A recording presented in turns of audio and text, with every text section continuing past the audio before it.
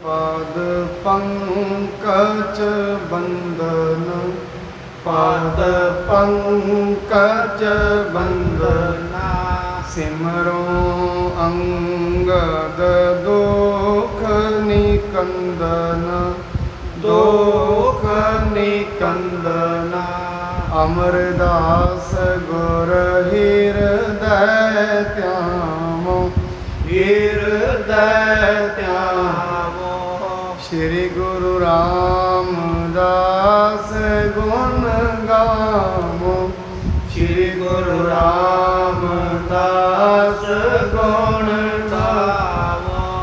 गुरु अर्जन विघ्नन के नाशक, विघ्नन के नाशक। गुरु हर गोबिंद शुभ मत प्रकाशक, शुभ मत प्रकाशक। गुरु हर राय नमो कर जोरी, नमो कर जोरी। गुरु हर कृष्ण मनाए बहुरी, मनाए बहुरी। तेग बहादुर परम कृपाला जी, परम कृपाला। तेग बहादुर परम कृपाला जी, परम कृपाला। गुरु गोबिंद सिंह विसाला, गुरु गोबिंद सिंह विसाला। धरों तरापुर पुन पुन सीसा जी, पुन पुन सीसा। बंदों बार बार जगदीशा, बंदों बार बार जगदीशा। साहिब श्री गुरु तेग बहादुर महाराज जी दे पावन पवित्र अस्थान गुरुद्वारा सीसगंज साहिब विखे साहिब श्री गुरु ग्रंथ साहिब महाराज जी के पावन पवित्र दरबार अंदर हाजरी भारी साध संगत जी, शाम के दीवाना के अंदर असी साहिब श्री गुरु अंगद देव पातशाह महाराज जी के पावन जीवन की इतिहासिक कथा श्रवण कर रहे हैं। कल दे दीवाना दे अंदर असी ये श्रवण किया सी साहिब श्री गुरु अंगद पातशाह महाराज अपनी नित की क्रिया किवें करते हैं। महाराज पैर रात रहिंदियां जाग पैंदे हैं, उस तो उपरंत इशनान करके दातन करके एक मन एक चित होके प्रभु का जाप करते हैं। जदों दिन निकल जाता है, दिन निकलन ते रवाबी आउंदे ने, रवाबी बड़ा मनोहर कीर्तन करते हैं। उस तो उपरंत लंगर तैयार होंदा है, प्रशादा तैयार होंदा है। एक सिंह आके आवाज़ लगाउंदा है, महाराज जी फिर लंगर छकण चले जाते हैं। फिर बालकां नूं बुला के पहला उन्हां दे नाल उन्हां नूं खिडाउंदे हन। उस तो उपरंत पहलवान सद के पहलवानां दा घोल कराउंदे ने। सो ये नित दी क्रिया साहिब जी महाराज करते हैं। आओ हुण जिवें अगे दी कथा विचार चलेगी, बड़े प्यार सत्कार दे नाल एक बार गुरु साहिब जी का पावन गुरमंत्र उचारण करके अगे दी कथा आरंभ करिए। सतनाम श्री वाहेगुरु साहिब जी। सकल प्रेम कर सुनह सो दास, जिन ते बृंद बेकार विनाश। जिन्ने भी सेवक संगत गुरु साहब के दरबार में आउंदी है, सारी संगत बड़े प्रेम दे नाल बैठ के गुरु साहब जी का कीर्तन कथा सुनती है। गुरु अंगद साहब जी के दरबार में उत्थे जिन्ने भी फिर, क्योंकि कथा कीर्तन श्रवण करन दे नाल सारे विकारां दा नाश हो जाता है। संध्या समय सो होए एकत, निज स्वरूप मह लै भगवंत। शाम जदों हुंदी है महाराज फिर इकल्ले बैठ जाते ने अपने निजी स्वरूप के अंदर अभेद हो जाते हैं। महाराज एक रस लिव जिहड़ी उन्हां दी जुड़ जाती है, निर्विकल्प समाधि के अंदर महाराज जी स्थिर हो जाते हैं। बैठे एकांकी एक जाम, पुन पर्यंक पर करह आराम। महाराज एक पैर, क्योंकि एक पैर 3 घंटिया का मन्निया जाता है, एक पैर महाराज जी फिर नाम बाणी जपते ने। उस तो उपरंत महाराज जी सुंदर पलंग ते बैठ के उथे आराम करते हैं।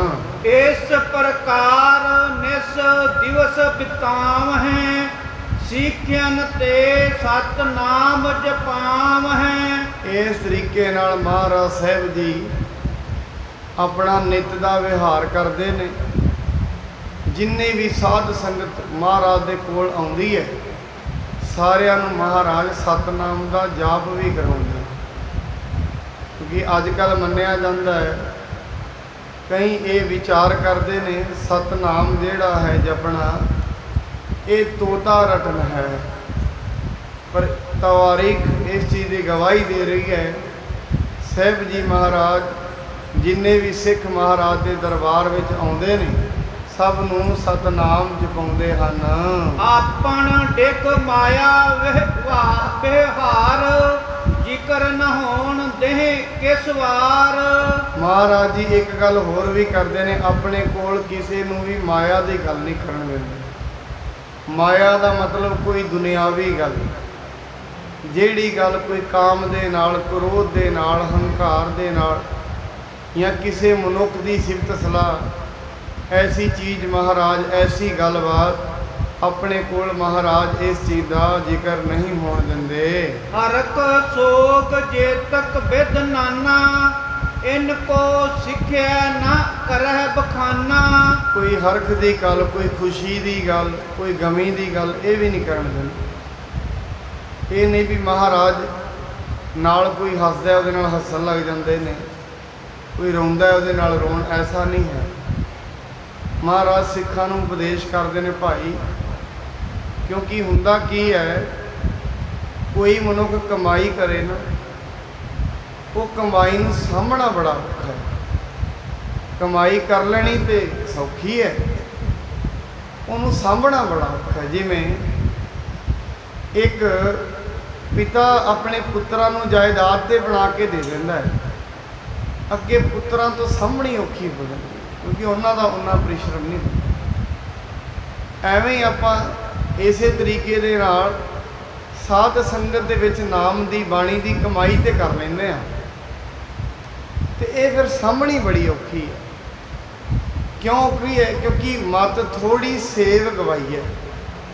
ये महाराज जी का वचन आप जी ने बड़ी बारी सुनिया होएगा, इसका अर्थ पता भी की है। भाव जिवें सत संगत विच आके शुभ कर्म बन गए, जपजी साहब का पाठ किया, जाप साहब का पाठ नितनेम किया, कर्म बन गए। हुण फिर माया दीयां गल्लां जदों करांगे, जदों किसी की चुगली निंदा, किसी की वखीली दी, हरख दी, शौक दी, कि ऐसी दुनियावी विचार करांगे, फिर एक कमाई घटदी है। हुण हुंदा की है, कई बारी मनुख कमाई बड़ी कर लेंदे ने पर गवा भी बड़ी लेंदे। फिर उन्हों का ये सवाल होंदा है बड़े सालों तो ਅਸੀਂ ਲੱਗੇ ਹੋਏ ਆ, ਕੋਈ ਮਨ ਵਿੱਚ ਬਦਲਾਅ ਨਹੀਂ ਆਇਆ, ਮਨ ਬਦਲਿਆ ਨਹੀਂ। ਜਿਵੇਂ ਇੱਕ ਮਨੁੱਖ ਕਹੇ ਮੈਂ ਬੜੇ ਸਾਲਾਂ ਤੋਂ ਮਿਹਨਤ ਕੀਤੀ ਹੈ, ਅੱਜ ਤਾਈਂ ਘਰ ਨਹੀਂ ਬਣਾ ਸਕਿਆ, ਦਿਨ ਰਾਤ ਮਿਹਨਤ ਕੀਤੀ। ਇਹ ਕਹਾਂ ਭਾਈ ਜਿੰਨੀ ਕਮਾਉਂਦਾ ਸੀ ਉਹਨਾਂ ਤੇ ਤੂੰ ਖਾ ਲੈਂਦਾ ਸੀ ਸਾਰਾ ਕੁਝ, ਬਚਤ ਤੇ ਤੂੰ ਕੁਝ ਕੀਤੀ ਹੋਈ ਨਹੀਂ। ਇਸ ਕਰਕੇ ਮਨੁੱਖ ਕਮਾਈ ਤੇ ਕਰ ਲੈਂਦਾ, ਬਚਤ ਨਹੀਂ ਕਰਦਾ। ਫਿਰ ਉਹ ਸਾਰੀ ਉਹਦੀ ਕਮਾਈ ਕੀਤਾ ਕਰਾਇਆ ਸਾਰਾ ਉੱਡ ਜਾਂਦਾ, ਜਿਹਨੂੰ ਮਹਾਰਾਜ ਬਾਣੀ 'ਚ ਕਹਿੰਦੇ ਮਤ ਥੋੜੀ ਸੇਵ ਗਵਾਈ। ਜਿਵੇਂ ਕਿਸੇ ਮਨੁੱਖ ਨੇ ਬਹੁਤ ਸਾਰਾ ਧਨ ਇਕੱਠਾ ਕਰ ਲਏ ਨਾ, ਮਤ ਨਾ ਹੋਈ ਸਾਰਾ ਹੀ ਗਵਾ ਲੈਂਦਾ। 10 ਦੀ ਚੀਜ਼ ਨੂੰ ਸੋਚ ਖਰੀਦੇਗਾ। ਸੋ ਇਸ ਕਰਕੇ ਜਦੋਂ ਵੀ ਸਤ ਸੰਗਤ ਕਰਨੇ ਆਰੰਭ ਕਰ ਰਹੇ ਆ, ਨਾਮ ਬਾਣੀ ਜਪਦੇ ਆ, ਫਿਰ ਕੋਈ ਐਸੀ ਗੱਲ ਨਾ ਕਰੀਏ ਜਿਹਦੇ ਨਾਲ ਸਾਡੀ ਕਮਾਈ ਵਿਗੜ ਜਾਏ। ਰੋਜ਼ ਦੀ ਰੋਜ਼ ਸ਼ੁਭ ਕਰਮਾਂ ਨੂੰ ਬਣਾਉਂਦੇ ਰਹੀਏ, ਗਵਾਈਏ ਘੱਟ। ਚਲੋ ਦੁਨਿਆਵੀ ਜੀਵ ਆ ਅਸੀਂ, ਥੋੜ੍ਹਾ ਬਹੁਤਾ ਤੇ ਗਵਾਚ ਹੀ ਜਾਂਦਾ ਹੈ। ਕਿਸੇ ਨਾਲ ਕੋਈ ਨਾ ਕੋਈ ਹਾਮੀ ਭਰੀ ਜਾਂਦੀ ਹੈ, ਕਿਸੇ ਨਾ ਕਿਸੇ ਦੀ, ਕਿਸੇ ਨੂੰ ਸਿਰ ਹਿਲਾਉਣਾ ਪੈਂਦਾ ਹੀ ਹੈ ਕਿਸੇ ਦੀ ਗੱਲ 'ਚ। ਪਰ ਇਸ ਵਿਹਾਰ ਤੋਂ ਮਨੁੱਖ ਨੂੰ ਬਚਣਾ ਚਾਹੀਦਾ। ਸਾਹਿਬ ਸ੍ਰੀ ਗੁਰੂ ਅੰਗਦ ਸਾਹਿਬ ਜੀ ਆਪਣੇ ਨੇੜੇ ਕਿਉਂ ਨਹੀਂ ਗੱਲ ਕਰਨੀ ਦਿੰਦੇ? ਇਹਦਾ ਮਤਲਬ ਹੈ ਉਹ ਸਿੱਖਾਂ ਨੂੰ ਸਿਖਾ ਰਹੇ ਨੇ। ਇਹ ਨਹੀਂ ਉਹਨਾਂ ਨਾਲ ਉਹਨਾਂ ਦਾ ਕੋਈ ਮਨ ਬਦਲ ਜਾਂਦਾ, ਨਹੀਂ। ਇਹ ਸਿੱਖਾਂ ਵਾਸਤੇ ਰੀਤ ਸਿਖਾ ਰਹੇ ਨੇ। ਭਾਈ ਸਿੱਖੋ, ਕਦੀ ਵੀ ਜਪ ਤਪ ਕਰੋ, ਜਪ ਤਪ ਦੀ ਕਮਾਈ ਕਰੋ, ਇਹਨੂੰ ਬਚਾ ਕੇ ਰੱਖੋ, ਇਹਨੂੰ ਸਾਂਭ ਕੇ ਰੱਖਣਾ ਚਾਹੀਦਾ ਹੈ। ਇੱਕ ਰਸ ਬ੍ਰਿਤ ਸਮਾਨ ਜਿਨ ਕੇਰੀ, ਰਾਗ ਨ ਦੁਐਸ ਨ ਮਿੱਤਰ ਨ ਬੈਰੀ। ਇੱਕ ਸਮਾਨ ਬਿਰਤੀ ਵਿੱਚ ਰਹਿੰਦੇ ਨੇ, ਨਾ ਕੋਈ ਮਿੱਤਰ ਹੈ ਨਾ ਕੋਈ ਵੈਰੀ। ਮਹਾਰਾਜ ਬਾਣੀ 'ਚ ਕਹਿੰਦੇ ਨੇ ਵਿਸਰ ਗਈ ਸਭ ਤਾਤ ਬਰਾਈ, ਜਬ ਤੇ ਸਾਧ ਸੰਗਤ ਮੋਹਿ ਪਾਈ।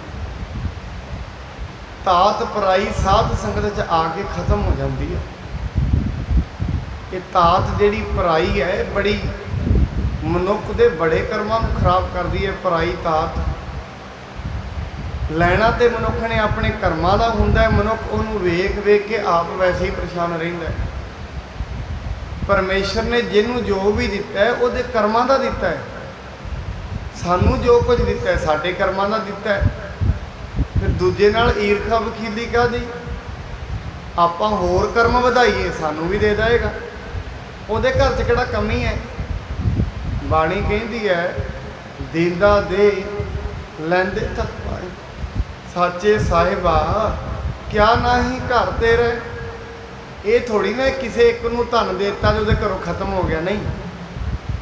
ਇਹ ਆਪਾਂ ਅਰਦਾਸ ਬੇਨਤੀ ਕਰਾਂਗੇ, ਸਾਡੀ ਵੀ ਸੁਣ ਲਏਗਾ, ਕਦੀ ਤੇ ਸੁਣੇਗਾ। ਕੇਸੋ ਕੇਸੋ ਕੂਕੀ ਹੈ ਨਾ ਸੋਈਐ ਆਸਾਰ, ਰਾਤ ਦਿਵਸ ਕੇ ਕੂਕ ਨੇ ਕਬੂ ਕੇ ਸੁਨੇ ਪੁਕਾਰ। ਕਦੀ ਤੇ ਸੁਣੇਗਾ ਹੀ।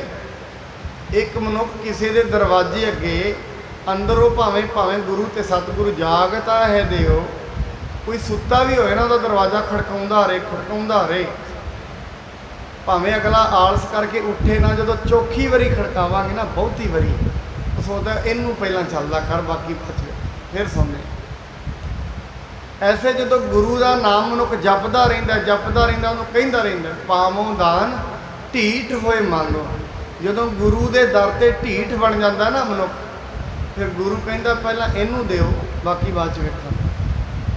ਸੋ ਗੁਰੂ ਦੇ ਦਰ ਤੋਂ ਜੇ ਕੋਈ ਚੀਜ਼ ਪ੍ਰਾਪਤ ਕਰਨੀ ਹੈ, ਗੁਰੂ ਦੇ ਅੱਗੇ ਢੀਠ ਬਣਨਾ ਪੈਂਦਾ ਹੈ। ਕਿਉਂ? ਗੁਰੂ ਵੀ ਅਕੀਦਾ ਚੈੱਕ ਕਰਦਾ ਹੈ। ਗੁਰੂ ਵੀ ਇਹ ਵੇਖਦਾ ਹੈ ਇਹ ਕਿੰਨੇ ਕੁ ਦਿਨ ਆਉਂਦਾ ਹੈ, ਇਹਦੀ ਕਿੰਨੀ ਕੁ ਸ਼ਰਧਾ ਹੈ। ਜੇ ਨਿਰੰਤਰ ਆ ਰਿਹਾ ਹੈ, ਇੱਕ ਦਿਨ ਪਰਮੇਸ਼ਰ ਉਸ ਨੂੰ ਸਾਰੀ ਵਸਤੂ, ਪਰਮਾਰਥ ਦੀਆਂ ਵਸਤੂਆਂ ਔਰ ਦੁਨਿਆਵੀ ਵਸਤੂਆਂ ਦੇ ਦਿੰਦਾ ਹੈ। ਸਦਾ ਆਨੰਦ ਪ੍ਰੇਮ ਰਸ ਭਾਗੇ, ਸ੍ਰੀ ਨਾਨਕ ਜਸ ਸੋ ਨਿਤ ਲਾਗੇ। ਹਮੇਸ਼ਾ ਮਹਾਰਾਜ ਬਾਣੀ ਜਪਦੇ ਨੇ, ਪ੍ਰੇਮ ਦੇ ਰਸ ਵਿੱਚ ਲੱਗੇ ਰਹਿੰਦੇ। ਉਹ ਵਾਹਿਗੁਰੂ ਪਰਮੇਸ਼ਰ ਦੇ ਪ੍ਰੇਮ ਵਿੱਚ, ਤੇ ਨਾਲ ਦੀ ਨਾਲ ਗੁਰੂ ਨਾਨਕ ਸਾਹਿਬ ਜੀ ਦੀਆਂ ਗੱਲਾਂ ਕਰਦੇ ਰਹਿੰਦੇ। ਕਿਸੇ ਹੋਰ ਦੀਆਂ ਕੋਈ ਵੀ ਗੱਲ ਮਹਾਰਾਜ ਨਹੀਂ ਕਰਦੇ। ਗੋਰਖ ਆਦ ਸਿੱਧਿਆ ਵੱਡ ਪੂਰੇ, ਇੱਕ ਦਿਨ ਕਰ ਵਿਚਾਰ ਸਭ ਰੂਰੇ। ਇੱਕ ਦਿਨ ਗੋਰਖਨਾਥ ਤੇ ਹੋਰ ਜਿਹੜੇ ਸਿੱਧ ਸਨ ਉਹਨਾਂ ਸਾਰਿਆਂ ਨੇ ਇੱਕ ਵਿਚਾਰ ਕੀਤਾ ਹੈ। ਸ੍ਰੀ ਨਾਨਕ ਗਾਦੀ ਪਰ ਜੌਨ, ਕੈਸੋ ਇਹ ਬਿਲੋਕਹਿ ਤੌਨ। ਉਹ ਕਹਿੰਦੇ ਨੇ ਜਾ ਕੇ ਵੇਖੀਏ ਗੁਰੂ ਨਾਨਕ ਦੀ ਗੱਦੀ ਤੇ ਹੁਣ ਬੈਠਾ ਕੌਣ ਹੈ, ਕਿਸ ਤਰ੍ਹਾਂ ਦਾ ਹੈ, ਕਿਹੋ ਜਿਹਾ ਉਹ ਲੱਗਦਾ ਹੈ, ਕੀ ਉਹਦੇ ਵਿਚਾਰ ਨੇ।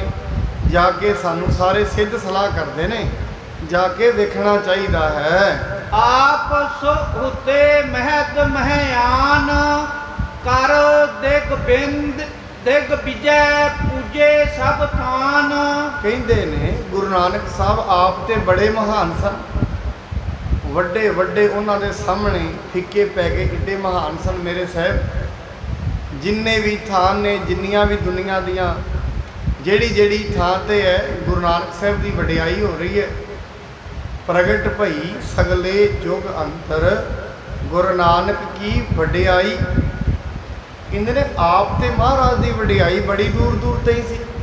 ਚਲੋ ਜਾ ਕੇ ਦੇਖਦੇ ਹਾਂ ਜਿਹੜੇ ਉਹਨਾਂ ਦੀ ਗੱਦੀ ਤੇ ਬੈਠੇ ਹਨ ਉਹ ਕਿੰਨੇ ਕੁ ਮਹਾਨ ਹਨ।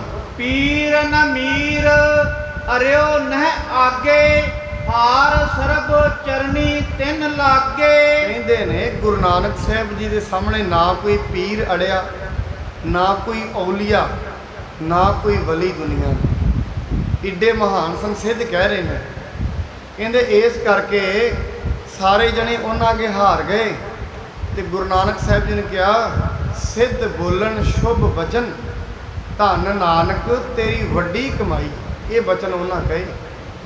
ਕਹਿੰਦੇ ਗੁਰੂ ਨਾਨਕ ਸਾਹਿਬ ਜੀ ਸਿੱਧ, ਮੈਂ ਆਪ ਜੀ ਦੀ ਗਿਆਤ ਲਈ ਅਰਜ਼ ਕਰਾਂ, ਸਿੱਧ ਜਿਹੜੇ ਮਨੁੱਖ ਸਨ ਕੋਈ ਮਾਮੂਲੀ ਨਹੀਂ ਸਨ, ਬੜੀਆਂ ਵੱਡੀਆਂ ਅਜ਼ਮਤਾਂ ਦੇ ਮਾਲਕ, ਸ਼ਕਤੀਆਂ ਦੇ ਮਾਲਕ।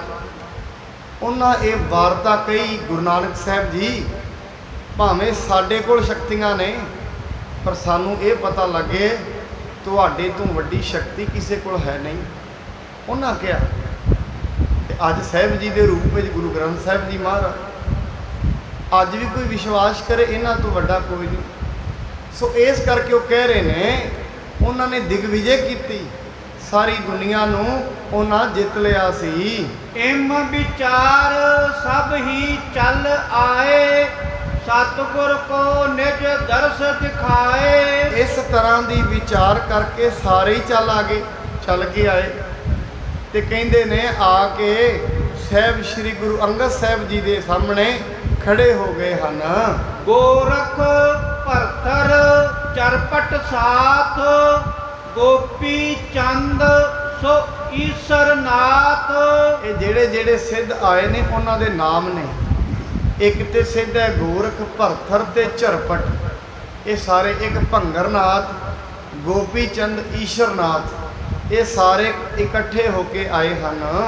ਆਏ ਸਤਿਗੁਰ ਲੈਨ ਪ੍ਰਤੱਗਿਆ, ਆਏ ਪ੍ਰਤੀਤ ਭਰਮ ਔਰ ਭਗਿਆ। ਕਹਿੰਦੇ ਆਏ ਤੇ ਸੀ ਉਹ ਗੁਰੂ ਸਾਹਿਬ ਦੀ ਪ੍ਰੀਖਿਆ ਲੈਣ ਕਿ ਪਰਖਦੇ ਆ ਗੁਰੂ ਅੰਗਦ ਸਾਹਿਬ ਜੀ ਨੂੰ ਕਿੱਡੇ ਕਾਬਲ ਨੇ। ਪਰ ਜਦੋਂ ਗੁਰੂ ਸਾਹਿਬ ਜੀ ਦੇ ਸਾਹਮਣੇ ਖੜੇ ਹੋਏ ਕੀ ਤੱਕਦੇ ਨੇ, ਜਿੰਨੇ ਮਨ ਦੇ ਅੰਦਰ ਇਹ ਭੁਲੇਖੇ ਸੀ ਨਾ ਗੁਰੂ ਸਾਹਿਬ ਸਾਡੇ ਤੋਂ ਵੱਡੇ ਨੇ ਕਿ ਨਹੀਂ, ਸਾਰੇ ਭਰਮ ਅਤੇ ਭੁਲੇਖੇ ਉਹਨਾਂ ਦੇ ਦੂਰ ਹੋ ਗਏ ਹਨ। ਸ਼੍ਰੀ ਅੰਗਦ ਸਿੰਘਾਸਣ ਬੈਸੇ, ਆਏ ਕਹੀ ਆਦੇਸ਼ ਆਦੇਸੇ। ਸਾਹਿਬ ਸ਼੍ਰੀ ਗੁਰੂ ਅੰਗਦ ਸਾਹਿਬ ਮਹਾਰਾਜ ਆਪਣੇ ਤਖਤ ਤੇ ਬੈਠੇ ਸਨ। ਸਾਰਿਆਂ ਨੇ ਆ ਕੇ ਕਿਹਾ ਆਦੇਸ਼ ਹੈ। ਆਦੇਸ਼ ਦਾ ਮਤਲਬ ਨਮਸਕਾਰ ਹੈ। ਆਪਾਂ ਬਾਣੀ 'ਚ ਪੜ੍ਹਿਆ ਆਦੇਸ਼ ਕਿਸ ਹੈ, ਆਦੇਸ਼। ਇੱਥੇ ਆਦੇਸ਼ ਦਾ ਮਤਲਬ ਨਮਸਕਾਰ। ਕਿਹਨੂੰ? ਉਹ ਪਰਮਾਤਮਾ ਨੂੰ। ਇਹ ਸਿੱਧ ਜਿਹੜੇ ਨੇ ਆਪਾਂ ਕਹਿੰਦੇ ਆ ਵਾਹਿਗੁਰੂ ਜੀ ਕਾ ਖਾਲਸਾ ਵਾਹਿਗੁਰੂ ਜੀ ਕੀ ਫਤਿਹ।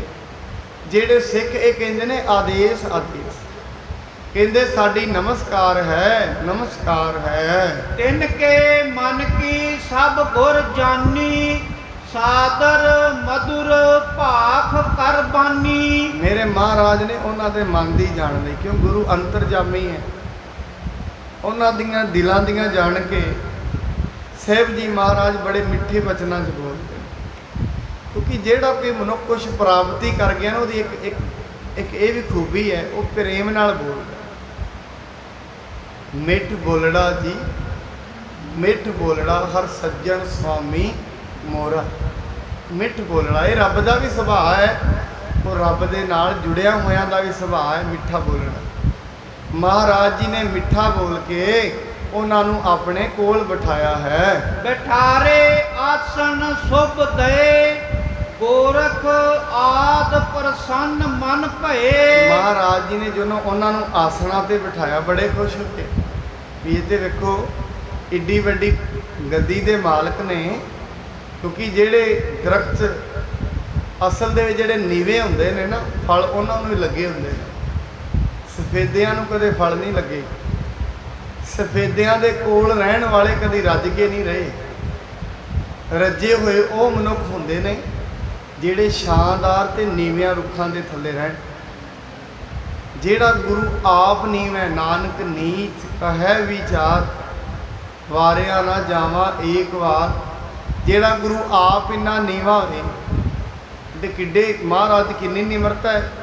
ਗੋਰਖਨਾਥ ਬੜਾ ਪ੍ਰਸੰਨ ਹੋਇਆ, ਕਹਿੰਦੇ ਆਪ ਸਾਹਿਬ ਜੀ ਕਿੱਡੀ ਨਿਮਰਤਾ ਦੇ ਵਿੱਚ ਰਹਿੰਦੇ ਹਨ।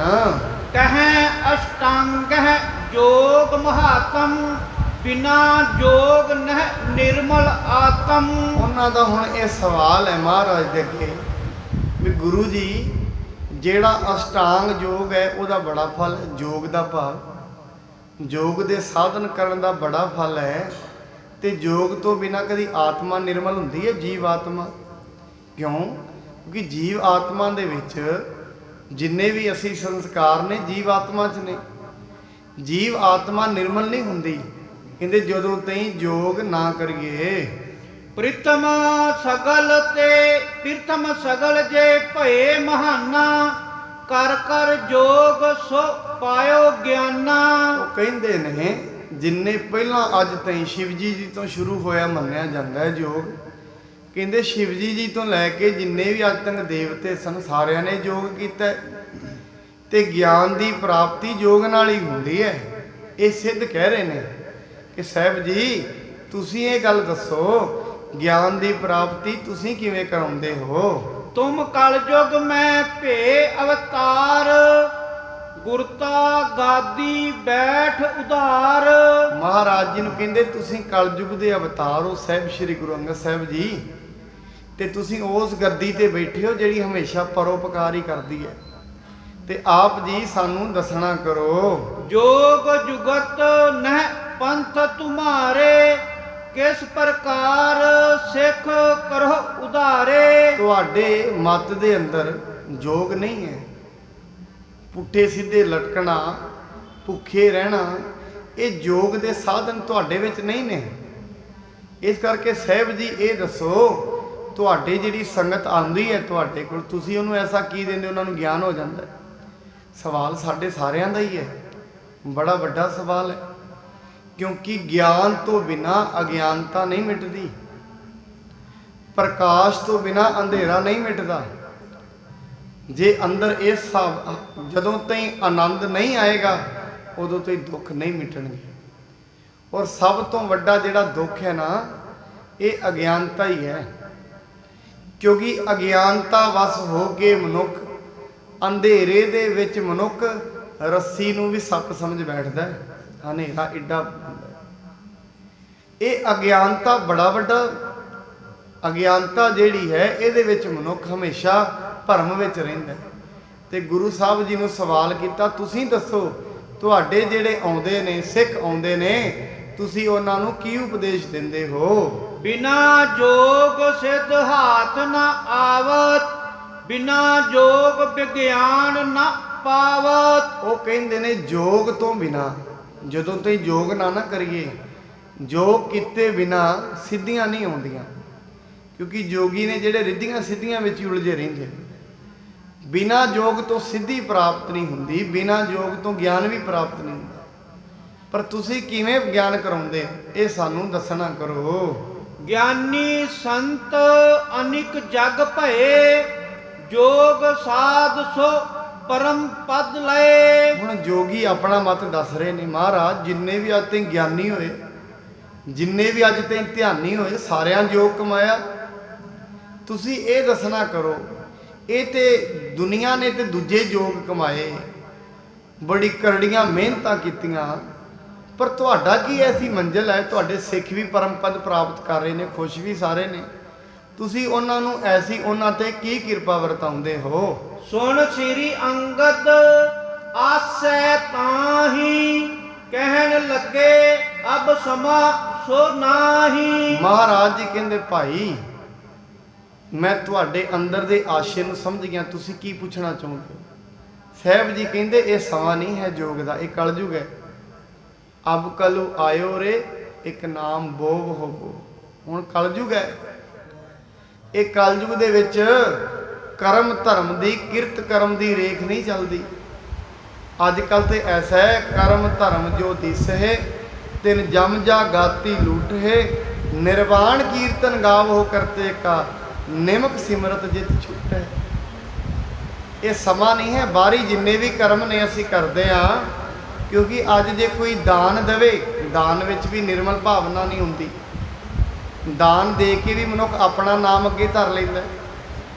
ਕਈ ਵਾਰੀ ਮਨੁੱਖ ਕੋਈ ਗੁਰਦੁਆਰਾ ਸਾਹਿਬ ਮੰਦਿਰ ਦੇ ਵਿੱਚ ਕੁਝ ਲਵਾ ਦੇਵੇ, ਕੁਝ ਕਰਾ ਦੇਵੇ, ਕੋਈ ਕਮਰਾ ਬਣਵਾ ਦੇ, ਕੋਈ ਨਾਲ ਉਹਦੇ ਆਏਗਾ, ਉਹ ਕਹਿ ਪਏਗਾ ਇਹ ਮੈਂ ਬਣਵਾਇਆ, ਅਸੀਂ ਬਣਵਾਇਆ ਹੈ।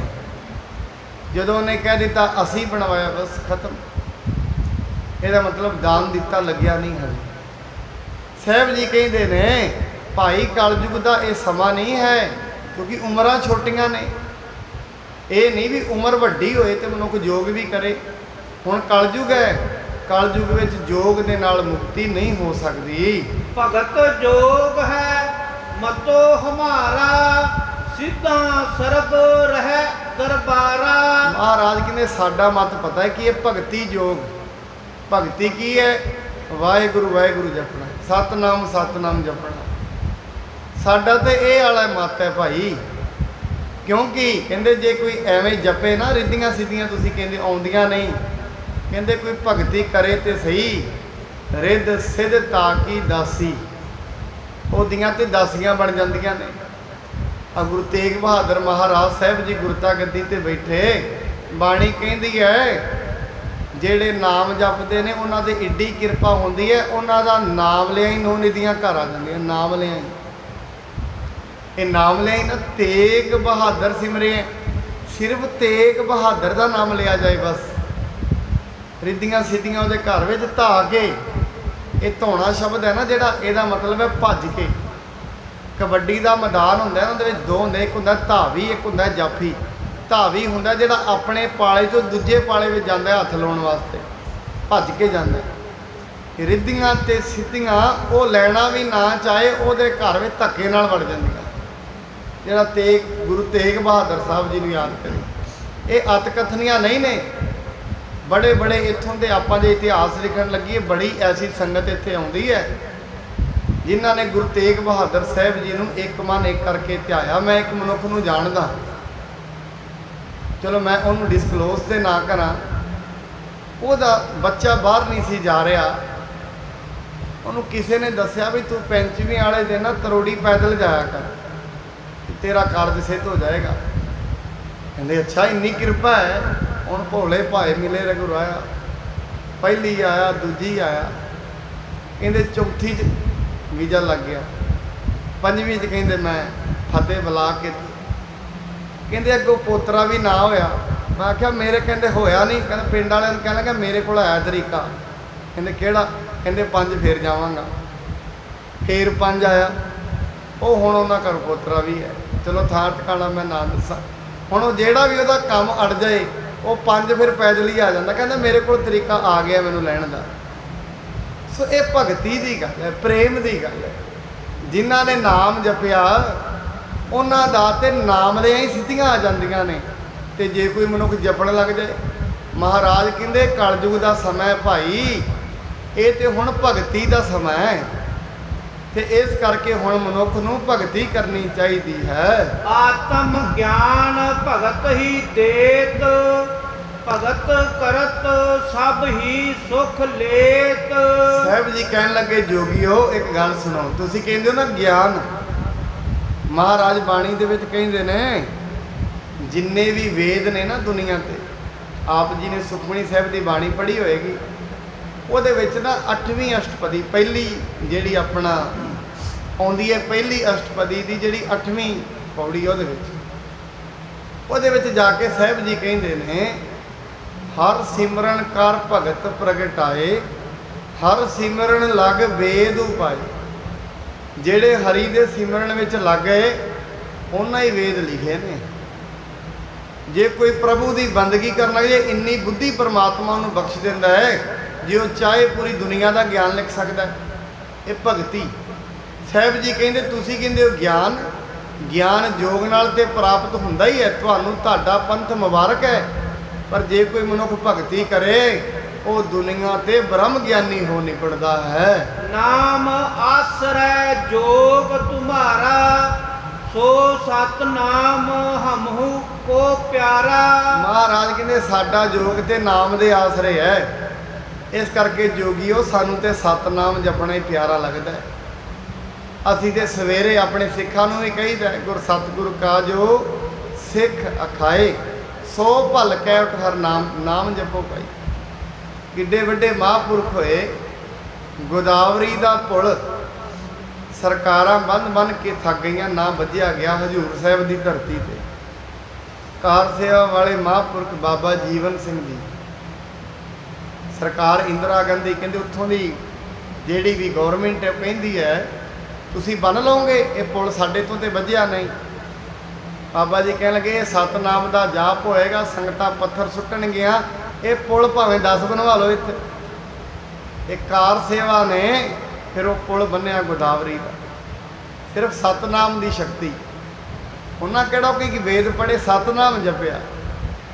ਤੇ ਕਿੱਡੇ ਵੱਡੇ ਮਹਾਂਪੁਰਖ ਬਾਬਾ ਹਰਬੰਸ ਸਿੰਘ ਜੀ ਦਿੱਲੀ ਵਾਲੇ, ਬਾਬਾ ਜੀਵਨ ਸਿੰਘ ਜੀ ਜਿਨ੍ਹਾਂ ਕਾਰ ਸੇਵਾ ਦੇ ਮੋਢੀ, ਬਾਬਾ ਗੁਰਮੁਖ ਸਿੰਘ ਜੀ, ਕਿੱਡੇ ਕਿੱਡੇ ਵੱਡੇ ਮਹਾਂਪੁਰਖ ਹੋਏ, ਜਿਨ੍ਹਾਂ ਨੇ ਇੱਕ ਨਾਮ ਦੇ ਆਸਰੇ ਆਪ ਹੀ ਉਹ ਮਕੈਨਿਕ, ਆਪ ਹੀ ਇੰਜੀਨੀਅਰ, ਸਾਰਾ ਕੁਝ ਆਪ ਹੀ ਡਰਾਇੰਗ ਬਣਾ ਦੇਣੀ, ਆਪ ਹੀ ਪੁਲ ਬੰਨ ਦੇਣਾ। ਕੋਈ ਇੰਜੀਨੀਅਰ ਥੋੜੀ ਨਾ ਸਾਦੇ। ਇਹ ਤੇ ਭਗਤੀ ਦੀ ਗੱਲ ਹੈ।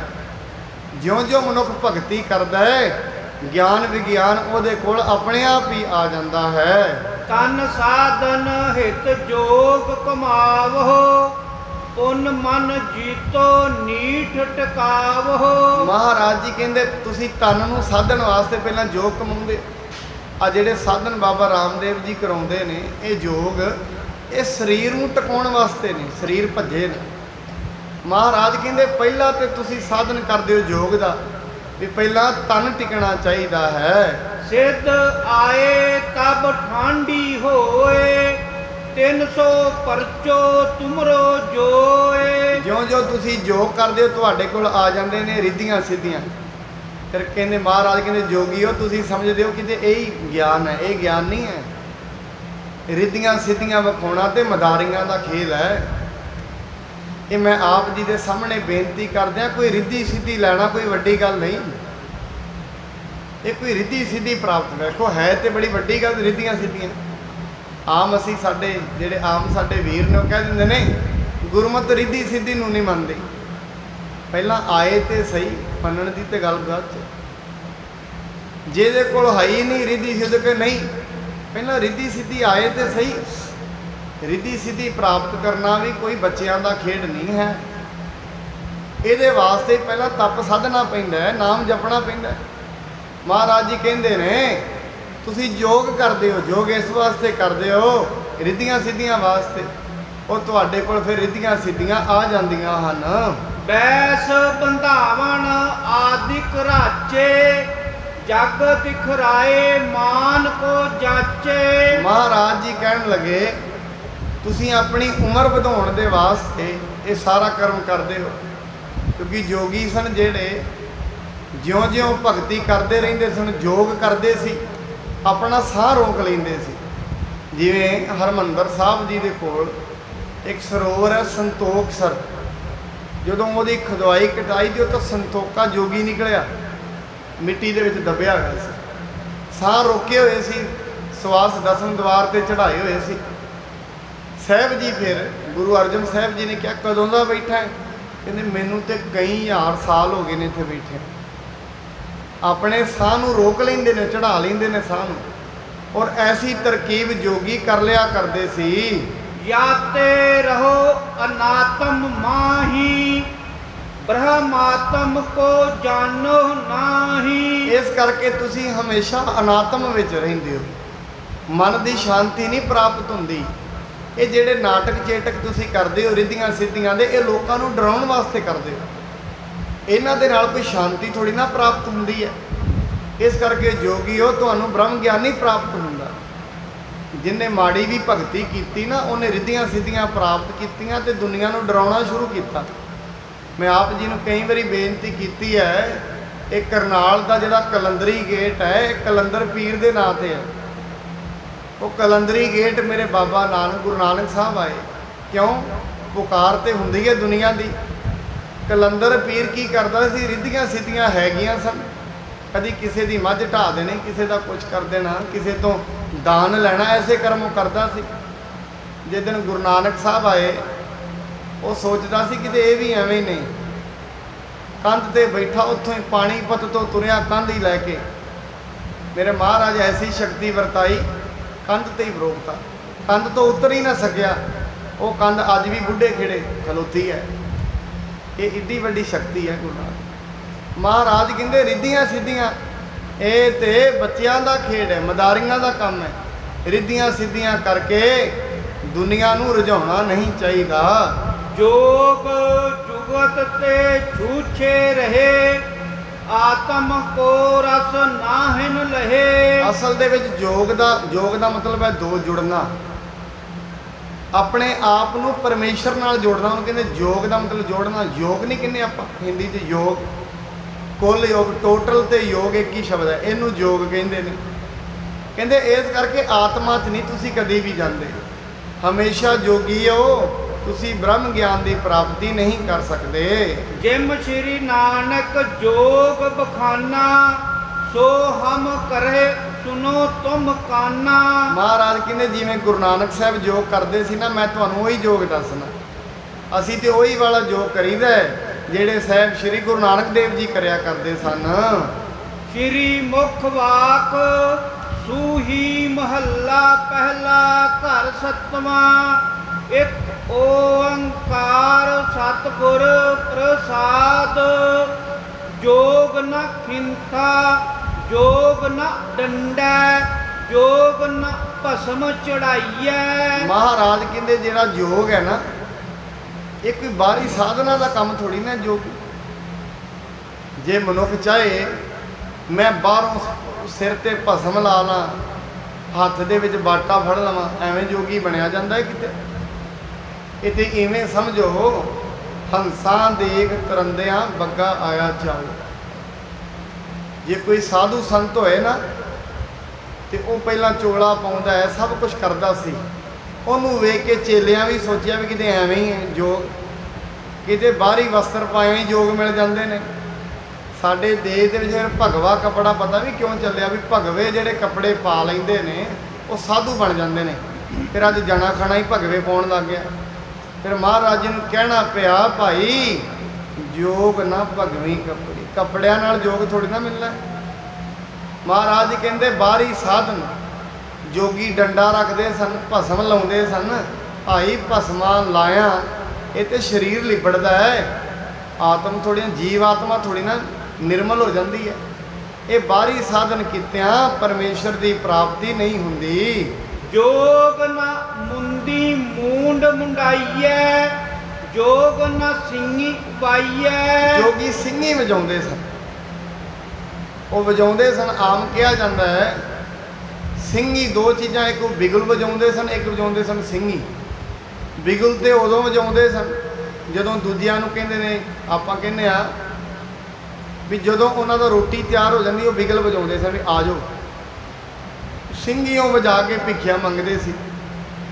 ਮਹਾਰਾਜ ਕਹਿੰਦੇ ਸਿਰ ਮੁਨਾਇਆ ਨਹੀਂ ਮਿਲਦੀ। ਜਿਹੜੀ ਭਗਤੀ ਹੈ, ਭਗਤੀ ਕੋਈ ਬਾਹਰ ਦਾ ਵਿਸ਼ਾ ਨਹੀਂ ਹੈ। ਭਗਤੀ ਦੇ ਅੰਦਰ ਦੀ ਗੱਲ ਹੈ। ਬਾਹਰ ਦੇ ਤਰੀਕੇ ਦੇ ਨਾਲ ਬਾਹਰੀ ਹਾਰ ਸ਼ਿੰਗਾਰ ਲਾਇਆ, ਬਾਣੀ ਦੇ ਵਿੱਚ ਆਉਂਦਾ ਹੈ ਜੇ ਕੋਈ ਬੀਬੀ ਬਾਹਰੀ ਹਾਰ ਸ਼ਿੰਗਾਰ ਲਾ ਲਏ ਤੇ ਆਪਣੇ ਪਤੀ ਦੇ ਹੁਕਮ ਦੇ ਵਿੱਚ ਨਾ ਚੱਲੇ ਕਿ ਉਹਨੂੰ ਉਹ ਪ੍ਰੇਮ ਪ੍ਰਾਪਤ ਹੋ ਸਕਦਾ ਹੈ? ਨਹੀਂ। ਜੇ ਕੋਈ ਮਨੁੱਖ ਬਾਹਰੀ ਸਾਧਨ ਸਾਰੇ ਹੀ ਲਾ ਲਏ ਤੇ ਪਰਮੇਸ਼ਰ ਦੇ ਨਾਲ ਜੁੜਨ ਦਾ ਉਹਦੀ ਭਗਤੀ ਕਰੇ ਹੀ ਨਾ, ਕਿ ਉਹਨੂੰ ਯੋਗ ਪ੍ਰਾਪਤ ਹੋਏਗਾ? ਨਹੀਂ ਹੁੰਦਾ। ਇਸ ਕਰਕੇ ਸਾਹਿਬ ਜੀ ਕਹਿੰਦੇ ਨੇ ਬਾਹਰੋਂ ਨਹੀਂ, ਧਾਰਮਿਕ ਜੇ ਬਣਨਾ ਹੈ ਬਾਹਰੀ ਸਾਧਨ ਕਰਿਆ ਨਹੀਂ। ਇਸ ਕਰਕੇ ਆਪਾਂ ਕਈ ਵਾਰੀ ਵੇਖਦੇ ਹਾਂ ਕਈ ਅੰਮ੍ਰਿਤ ਵੀ ਛਕ ਲੈਂਦੇ ਨੇ ਚਾਹ ਦੇ ਵਿੱਚ ਆ ਕੇ, ਉੱਤੋਂ ਮਹਾਰਾਜ ਦੀ ਪਾਵਨ ਕਿਰਪਾਨ ਵੀ ਧਾਰਨ ਕਰ ਲੈਂਦੇ ਨੇ, ਕੰਗਾ ਕੇਸ ਕੜਾ। ਫਿਰ ਕਈ ਵਾਰੀ ਵੇਖਿਆ ਜਾਂਦਾ ਬਾਹਰੋਂ ਦੂਜਿਆਂ ਨੂੰ ਵੇਖ ਕੇ ਛਕ ਲੈਂਦੇ ਹਨ, ਫਿਰ ਕਿਤੇ ਨਾ ਕਿਤੇ ਕੋਈ ਮਾੜੇ ਐਸੇ ਕਰਮ ਜਿਨ੍ਹਾਂ ਨੂੰ ਸਮਾਜ ਐਕਸੈਪਟ ਨਹੀਂ ਕਰਦਾ ਉਹ ਕਰਦੇ ਨੇ, ਫਿਰ ਉਹਨਾਂ ਕਰਕੇ ਸਾਰੇ ਹੀ ਬਦਨਾਮ ਹੋ ਜਾਂਦੇ ਨੇ ਵੀ ਸਾਰੇ ਹੀ ਸਿੱਖ ਐਸੇ ਹੁੰਦੇ ਨੇ। ਐਸਾ ਨਹੀਂ ਹੈ। ਐਸੇ ਕਈ ਸਾਧੂ ਨੇ ਜਿਹੜੇ ਮਾੜੇ ਕਰਮ ਆਪ ਕਰਦੇ ਨੇ, ਫਿਰ ਸਾਰੇ ਹੀ ਸੰਤ ਉਹਨਾਂ ਨਾਲ ਬਦਨਾਮ ਹੋ ਜਾਂਦੇ ਨੇ। ਮਾੜੇ ਕਰਨ ਵਾਲੇ ਥੋੜੇ ਹੁੰਦੇ ਨੇ, ਮੈਂ ਕਹਿੰਦਾ ਮਾੜੇ ਕਰਨ ਵਾਲੇ ਜ਼ਿਆਦਾ ਹੁੰਦੇ ਨੇ, ਜਿਹੜੇ ਯੋਗ ਕਮਾਉਂਦੇ ਨੇ ਉਹ ਥੋੜੇ ਹੀ ਹੁੰਦੇ। ਜਿਨ੍ਹਾਂ ਨੇ ਬਾਹਰੀ ਰੂਪ ਧਾਰਨ ਕੀਤਾ ਉਹ ਜ਼ਿਆਦਾ ਨੇ, ਜਿਨ੍ਹਾਂ ਨੇ ਪਰਮੇਸ਼ਰ ਦਾ ਨਾਮ ਪ੍ਰਾਪਤ ਕਰ ਲਿਆ ਹੈ, ਗੁਰਬਾਣੀ ਮੰਨਦੀ ਹੈ, ਉਹ ਥੋੜੇ ਹੀ ਹਨ। ਅੰਜਨ ਮਾਹੇ ਨਿਰੰਜਨ ਰਹੀਐ, ਜੋਗ ਜੁਗਤ ਇਵ ਪਾਈਐ। ਮਹਾਰਾਜ ਕਹਿੰਦੇ ਘਰ ਛੱਡਿਆ ਨਹੀਂ ਯੋਗ ਹੈ। ਅੰਜਨ ਮਾਹੇ ਨਿਰੰਜਨ ਰਹੀਐ। ਇਹਨੂੰ ਅੰਜਨ ਦਾ ਮਤਲਬ ਹੁੰਦਾ ਹੈ ਕਾਲਖ। ਕਾਲਖ ਦੇ ਵਿੱਚ ਰਹਿ ਕੇ ਵੀ ਬੇਦਾਗ ਰਹਿਣਾ, ਇਹਨੂੰ ਕਹਿੰਦੇ ਨੇ ਜੋਗੀ। ਗ੍ਰਸਤੀ ਵਿੱਚ ਰਹਿ ਕੇ ਵੀ ਗ੍ਰਸਤੀ ਤੇ ਮੋਹ ਤੋਂ ਉੱਤੇ ਉੱਠਣਾ, ਇਹ ਯੋਗ। ਐਵੇਂ ਸਮਝ ਲਓ ਜਿਵੇਂ ਹਿਮਾਲਿਆ ਪਰਬਤ ਦੇ ਠੰਡ ਦੇ ਵਿੱਚ ਰਹਿ ਕੇ ਵੀ ਠੰਡ ਨਾ ਲੱਗਣ ਦੇਣਾ, ਇਹਨੂੰ ਯੋਗ ਕਹਿੰਦੇ। ਗਰਮੀ ਰਾਜਸਥਾਨ ਦੀ ਗਰਮੀ 'ਚ ਰਹਿ ਕੇ ਵੀ ਗਰਮੀ ਨਾ ਲੱਗਣ ਦੇਣਾ, ਇਹਨੂੰ ਮਹਾਰਾਜ ਕਹਿੰਦੇ ਨੇ ਭਾਈ ਯੋਗ ਇਹ ਹੈ।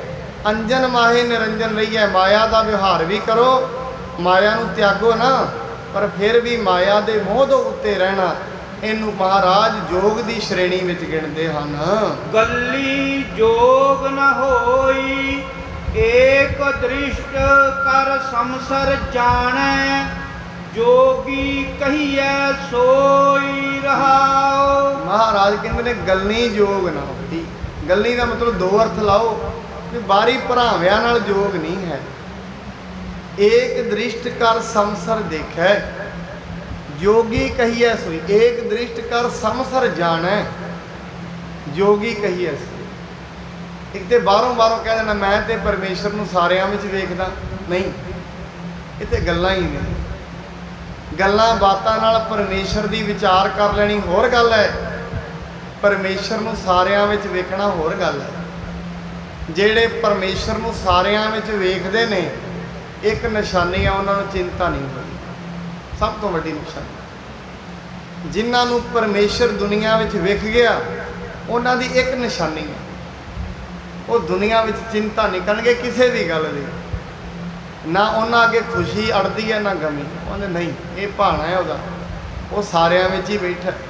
ਮਹਾਰਾਜ ਕਹਿੰਦੇ ਗੱਲਾਂ ਬਾਤਾਂ ਨਾਲ ਯੋਗ ਨਹੀਂ ਹੁੰਦਾ ਭਾਈ, ਇਹ ਤੇ ਇੱਕ ਦ੍ਰਿਸ਼ਟੀ ਨਾਲ ਸਾਰਿਆਂ ਵਿੱਚ ਪਰਮੇਸ਼ਰ ਨੂੰ ਮੰਨਣਾ, ਉਹਨੂੰ ਹੀ ਜੋਗੀ ਕਿਹਾ ਜਾਂਦਾ ਹੈ। ਜੋਗ ਨਾ ਬਾਹਰ ਮੜੀ ਮਸਾਣੀ, ਜੋਗ ਨਾ ਤਾੜੀ ਲਾਈਐ। ਹੁਣ ਕਈ ਸਮਝਦੇ ਨੇ ਵੀ ਐਵੇਂ ਸਮਝੋ ਵੀ ਮੜੀਆਂ ਮਸਾਣੀਆਂ ਤੇ ਰਹਿਣ ਨਾਲ ਹੀ ਯੋਗ ਪ੍ਰਾਪਤ ਹੋ ਜਾਏ। ਘਰ ਛੱਡ ਦੋ, ਜਾ ਕੇ ਜਿਹੜੇ ਮੜੀਆਂ ਮਸਾਣੀਆਂ ਤੇ ਬੈਠੇ ਨੇ ਉਹ ਨੀਲੇ ਕੱਪੜੇ ਪਾ ਲਓ, ਜੋਗੀ ਬਣ ਜਾਣਗੇ।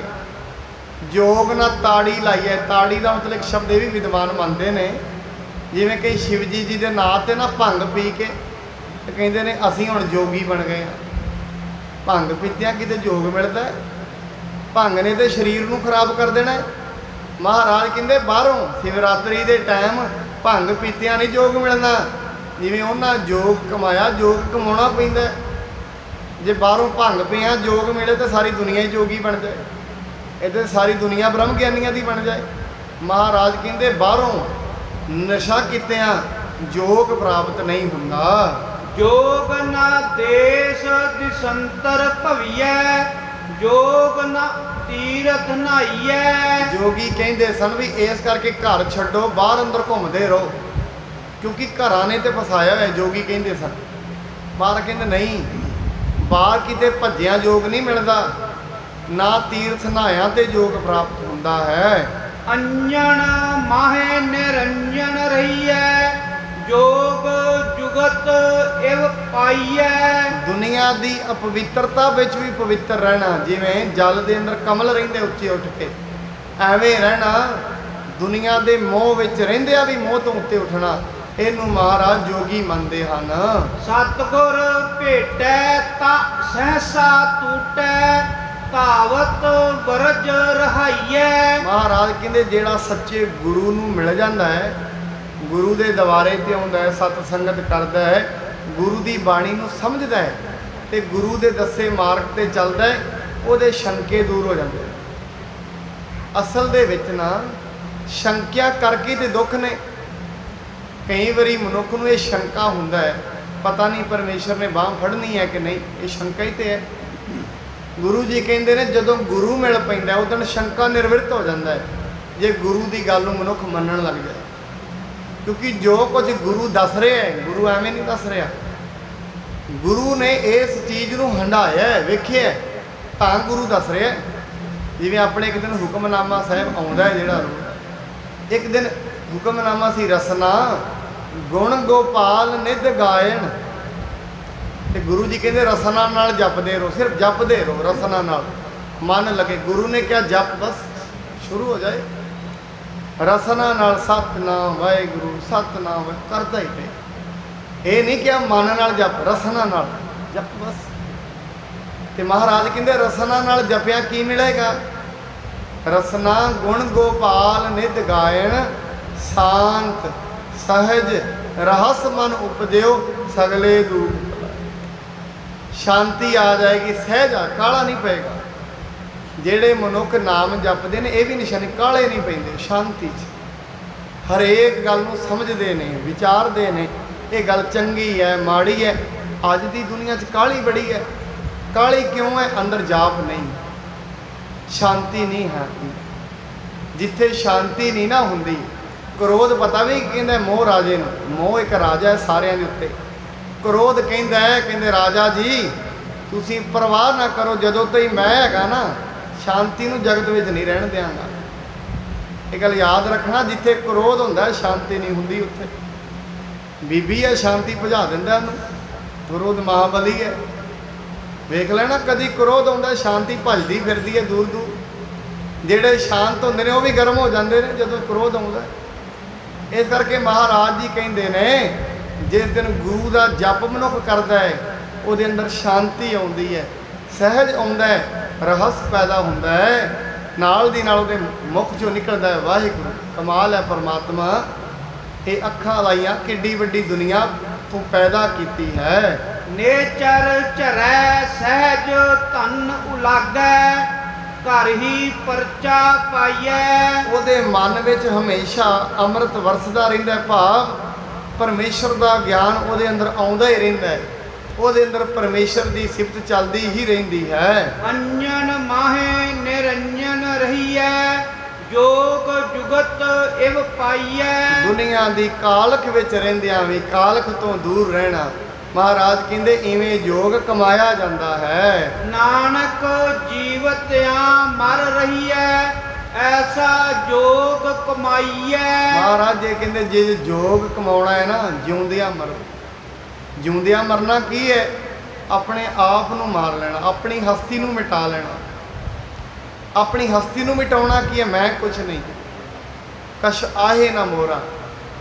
ਜਿਨ ਮਹਾਰਾਜ ਕਹਿੰਦੇ ਨੇ ਹਮ ਮੇਰਾ ਮੁਝ ਮੈਂ ਕਿਛ ਨਹੀਂ, ਜੋ ਕਿਛ ਹੈ ਸੋ ਤੇਰਾ।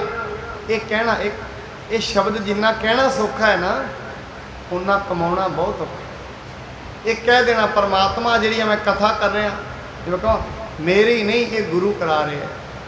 ਇਹ ਗੱਲ ਕਹਿਣੀ ਉੱਤੋਂ ਕਹਿਣੀ ਸੌਖੀ ਹੈ, ਅੰਦਰੋਂ ਮੰਨਣੀ ਬੜੀ ਔਖੀ। ਕਿਉਂਕਿ ਜਿੰਨੇ ਸਾਡੇ ਅੰਦਰ ਚੰਗੇ ਗੁਣ ਹੁੰਦੇ ਨੇ ਨਾ, ਮਨੁੱਖ ਦਾ ਮਨ ਜਿਹੜਾ ਹੈ ਕਹਿੰਦਾ ਇਹ ਮੇਰੇ ਹੀ ਨੇ, ਸਾਡੇ ਨਹੀਂ। ਮਾਰ ਕਹਿੰਦੇ ਜਿੰਨੀ ਵੀ ਮਤ ਹੈ, ਜਿੰਨੀ ਵੀ ਬੁੱਧ ਹੈ, ਇਹ ਸਭ ਪਰਮਾਤਮਾ ਦੀ। ਉਦਮ ਮਤ ਪ੍ਰਭ ਅੰਤਰਜਾਮੀ ਜਿਉਂ ਪ੍ਰੇਰਿਤ ਕਰਨਾ, ਉਹਦੀ ਮਤ ਹੈ। ਮਹਾਰਾਜ ਕਹਿੰਦੇ ਜੀਵਦਿਆਂ ਮਰੇ ਰਹਿਣਾ, ਕਹਿਣਾ ਪਰਮੇਸ਼ਰ ਜੀ ਸਭ ਕੁਝ ਤੁਹਾਡਾ ਹੀ ਹੈ, ਇਹਨੂੰ ਜੋਗ ਕਿਹਾ ਜਾਂਦਾ ਹੈ। ਨਾਨਕ ਜੀਵਤਿਆਂ ਮਰ ਰਹੀ ਹੈ, ਐਸਾ ਜੋਗ ਕਮਾਈਐ। ਮਹਾਰਾਜ ਕਹਿੰਦੇ ਜਿਉਂਦਿਆਂ ਮਰ ਜਾਣਾ ਇਹੀ ਜੋਗ ਹੈ। ਵਾਜੇ ਬਾਜੋਂ ਸਿੰਘੀ ਵਾਜੈ, ਤਉ ਨਿਰਭਉ ਪਦ ਪਾਈਐ। ਮਾਰ ਕਹਿੰਦੇ ਬਾਹਰੋਂ ਸਿੰਘੀ ਵਜਾਉਣ ਦੀ ਲੋੜ ਨਹੀਂ, ਬਾਹਰੋਂ ਕੋਈ ਵਾਜਾ ਵਜਾਉਣ ਦੀ ਲੋੜ ਨਹੀਂ, ਅੰਦਰ ਹੀ ਵਾਜਾ ਚੱਲ ਪੈਂਦਾ। ਵਾਜੇ ਅਨਹਦ ਤੂਰੇ, ਅੰਦਰ ਹੀ ਵੱਜ ਪੈਂਦੇ ਨੇ ਵਾਜੇ, ਅੰਦਰ ਹੀ ਰਸ ਬਣ ਜਾਂਦਾ ਹੈ, ਅੰਦਰੋਂ ਹੀ ਗਿਆਨ ਪੈਦਾ ਹੋ ਜਾਂਦਾ ਹੈ। ਮਹਾਰਾਜ ਕਹਿੰਦੇ ਅੰਤਰ ਖੋਟਾ ਅੰਮ੍ਰਿਤ ਭਰਿਆ, ਸਬਦੇ ਕਾਢ ਪੀਐ ਪਨਿਹਾਰੇ। ਅੰਦਰ ਅੰਮ੍ਰਿਤ ਭਰਿਆ ਹੋਇਆ ਹੈ, ਅੰਦਰ ਗਿਆਨ ਭਰਿਆ ਹੋਇਆ ਸਾਡੇ ਅੰਦਰ। ਜਿਹੜੀ ਪਨਿਹਾਰੀ ਹੈ, ਜਿਵੇਂ ਖੂਹ ਚੋਂ ਬਾਲਟੀ ਬੀਬੀ ਪਾਉਂਦੀ ਹੈ, ਰੱਸੇ ਨਾਲ ਪਾਣੀ ਕੱਢੀ ਜਾਂਦੀ ਹੈ, ਗੁਰੂ ਦਾ ਸਿੱਖ ਨਾਮ ਰੂਪੀ ਰੱਸਾ ਆਪਣੇ ਅੰਦਰ ਪਾਉਂਦਾ ਹੈ, ਸ਼ਬਦ ਜਪਦਾ ਹੈ, ਅੰਦਰੋਂ ਪਰਮੇਸ਼ਰ ਦੀ ਬੰਦਗੀ ਕੱਢੀ ਜਾਂਦਾ ਹੈ। ਅੰਜਨ ਮਾਹੇ ਨਿਰੰਜਨ ਰਹੀਐ, ਜੋਗ ਜੁਗਤ ਤਉ ਪਾਈਐ। ਮਹਾਰਾਜ ਕਹਿੰਦੇ ਕਾਲਖ ਦੇ ਵਿੱਚ ਵੀ ਬੇਦਾਗ ਰਹਿਣਾ, ਇਹਨੂੰ ਜੋਗ ਕਿਹਾ ਜਾਂਦਾ ਹੈ। ਇੱਥੋਂ ਤਾਈਂ ਦੀ ਕਥਾ ਆਪਾਂ ਸ਼ਰਵਣ ਕੀਤੀ ਹੈ। ਕੱਲ ਨੂੰ ਹੁਣ ਮਹਾਰਾਜ ਜੀ ਨੇ ਅੱਜ ਜੋਗੀਆਂ ਨੂੰ ਉਹਨਾਂ ਦੇ ਸਵਾਲਾਂ ਦਾ ਜਵਾਬ ਦਿੱਤਾ ਹੈ।